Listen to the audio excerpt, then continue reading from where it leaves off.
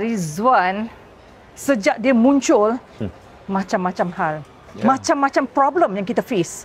I agree. I rasa dia muncul untuk balas dendam, Mama. No. Mama rasa ini mesti ibu dia. Mesti mak dia ada sorok duit Papa. Yang kita tak tahu masa di London dulu. And sebelum Papa meninggal, Papa mungkin dah appoint trustee. What do you mean?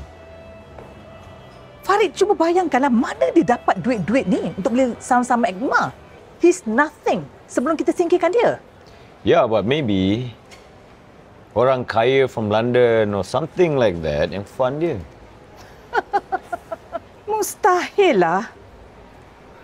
Dia siapa? You tell me. Farid kena siasat. Mana dia dapat duit-duit ni? And kalau betul terbukti dia bersalah, Farid kena filekan tuntutan. Dia salah sorok duit Papa tanpa pengetahuan kita.